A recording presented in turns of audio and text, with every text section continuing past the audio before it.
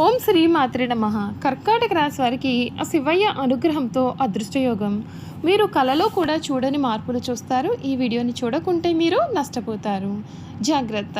కర్కాటక రాశి వారి జీవితం ఏ విధంగా ఉండబోతోంది? ఆ శివయ్య అనుగ్రహంతో వీరికి ఏ విధమైన అదృష్టయోగం కలగబోతోంది? మీ జీవితంలో మీరు ఎటువంటి మార్పులు అనేవి ఈ సమయంలో మీరు చూడబోతున్నారు? అన్ని విషయాల గురించి కూడా ఇప్పుడైతే మనం క్లియర్గా ఈ వీడియో ద్వారా తెలుసుకుందామండి. ఎక్కడెక్కడో జ్యోతిష్యం చెప్పించుకుని విసుగు చెంది ఉన్నారా? మీలో చాలామంది తెలిసిన గురువుగారు ఎవరైనా ఉంటే చెప్పండి అని అడుగుతున్నారు కదండి.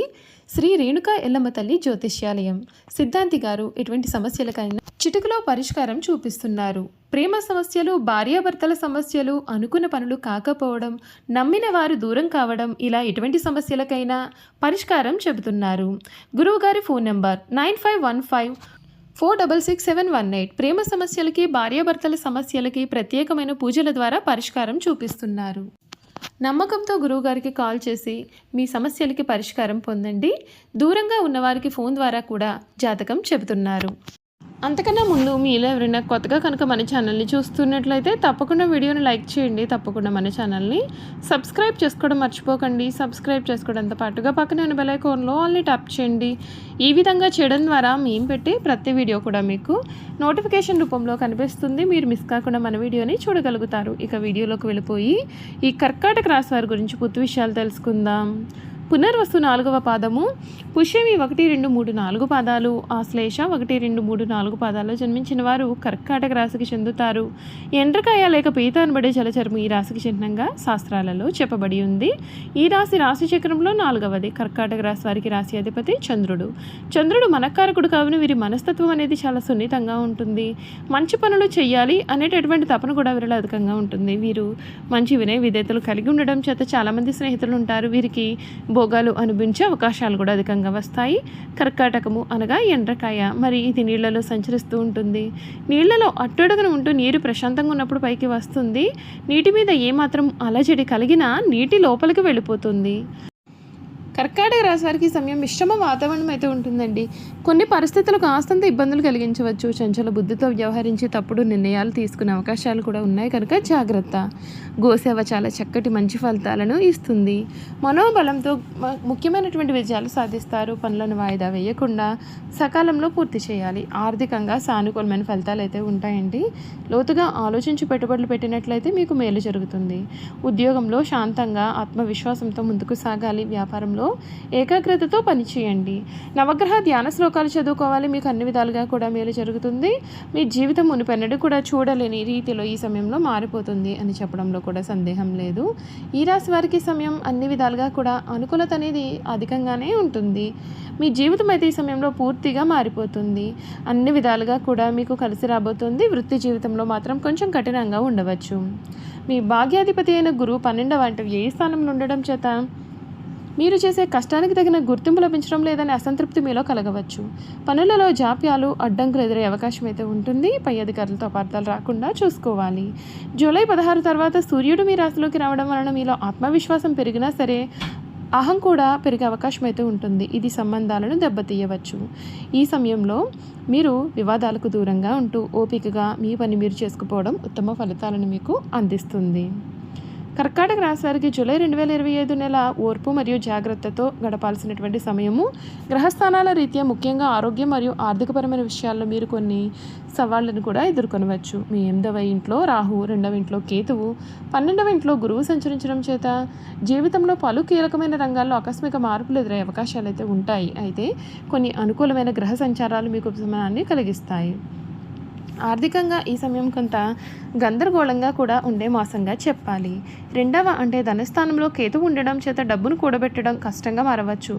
8వ ఇంట్లో ఉన్న రాహు ఆకస్మికంగా భారీ ఖర్చులను తెచ్చిపెట్టే అవకాశాలు ఉంటాయి. ఆరోగ్య సమస్యలు లేదా ఇతర ఊహించని కారణాల కారణంగా అప్పు చేయాల్సి వచ్చిన పరిస్థితి కూడా రావచ్చు. అయితే జూలై 26 వరకు మీ లాభాధిపతి అయిన శుక్రుడు లాభస్థానం ఉండడం చేత ఆదాయం వస్తూనే ఉంటుంది. కానీ వచ్చిన ఆదాయం వచ్చినట్లుగానే ఖర్చు అయిపోతుంది. ఈ సమయంలో మీకు రిస్క్తో కూడినటువంటి పెట్టుబడులకు దూరంగా ఉండాలి మరియు అప్పులు ఇవ్వకపోవడమే మేలు.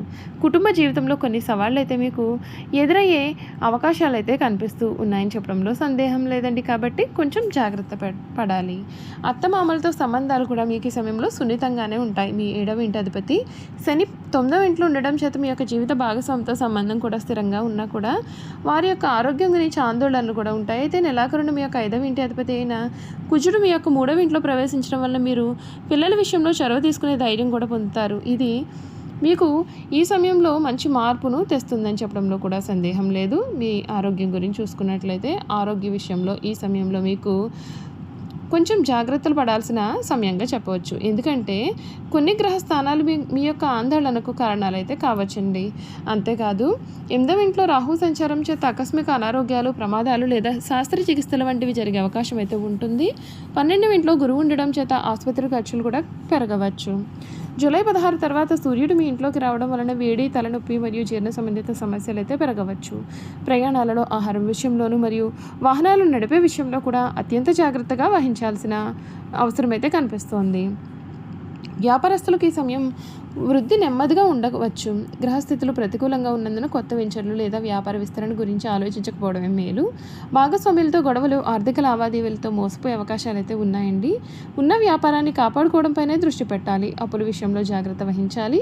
విద్యార్థులకు ఈ సమయం ఏకాగ్రతకు పరీక్షా సమయము. ఉన్నత విద్యకు అధిపతి అయిన గురువు 12వ ఇంట్లో ఉండడం చేత చదువుపైన దృష్టి పెట్టడం కష్టం కావచ్చు. అనేక అడ్డంకులు ఎదురయ్యే అవకాశాలు అయితే ఉంటాయి. అయితే నెలాఖరులో మీ యొక్క 5వ ఇంటికి అధిపతి అయిన కుజుడు 3వ ఇంట్లోకి ప్రవేశించడం వల్ల మీలో శక్తి మరియు పట్టుదల పెరిగి సవాళ్లను ఎదుర్కొనడానికి సహాయం చేస్తుంది. అయినప్పటికీ కూడా ఈ సమయంలో విజయం సాధించాలి అంటే మీరు రెట్టింపు కష్టాలు పడాలి మరియు చెడు స్నేహాలకు దూరంగా ఉంటే మీకు అన్ని విధాలుగా కూడా మేలు జరుగుతుందండి. చూసారు కదండి, కర్కాటక రాశి వారి గురించి తెలుసుకున్నారు కదా. ఇక వీరి గుణగణాలు కూడా తెలుసుకుందాం. ఈ కర్కాటక రాశిలో జన్మించిన వారి మనసు పరిపరి విధములుగా ఉంటుంది.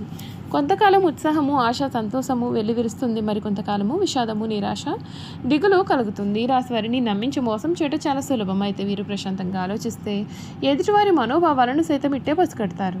ఈ రాశి వారికి చురుకుతనం ఎక్కువ. అయితే దీని ఎందుకు కూడా ఒక స్థిరమైన అభిప్రాయం అయితే వీరికి ఉండదు. ఎవరితో కలిసి ఉంటే వారి స్వభావంలోకి తగ్గట్లుగా వీరు ప్రవర్తిస్తారు. వీరికి జ్ఞాపక శక్తి అధికంగా ఉంటుంది. చిన్నతనంలో జరిగినటువంటి సంఘటనలో కలిసి తిరిగిన మనుషులను కూడా వీరు స్పష్టంగా గుర్తుంచుకుంటారు. అయితే వీరిలో ఉన్న ప్రధాన లోపం ఏ పనిని కూడా సొంతంగా చేసుకోలేరు. అయితే వీరొకరు ప్రోత్సాహం ఉంటే ఎంతటి ఘన కార్యములైనా సరే సులభంగా చేయగలుగుతారు. వీరికి నచ్చిన వారి కోసం వాళ్ళ సంపదను, ధనాన్ని, వస్తు సంపదను, తమ సమస్తాన్ని సమర్పించుకుంటారు. వీరికి నష్టము కలిగిన, అనారోగ్యము కలిగిన ఏమాత్రము లెక్క పెట్టకుండా సహాయం చేసే మనస్తత్వాన్ని వీరు కలిగి ఉంటారు. ఇతరుల బాధ్యతలను నెత్తిన పెట్టుకునే స్వభావం కూడా వీరు కలిగి ఉంటారు. చూసారు కదండి, కర్కాటక రాశి వారి గురించి తెలుసుకున్నారు కదా. ఈ వీడియో కనుక మీకు నచ్చినట్లయితే తప్పకుండా వీడియోని లైక్ చేయండి. తప్పకుండా మన ఛానల్ని సబ్స్క్రైబ్ చేసుకోవడం మర్చిపోకండి. సబ్స్క్రైబ్ చేసుకోవడంతో పాటుగా పక్కనే ఉన్న బెల్ ఐకాన్లో ఆల్ని ట్యాప్ చేయండి. ఈ విధంగా చేయడం ద్వారా మేము పెట్టే ప్రతి వీడియో కూడా మీకు నోటిఫికేషన్ రూపంలో కనిపిస్తుంది. మీరు మిస్ కాకుండా మన వీడియోని చూడగలుగుతారు. Thank you for watching.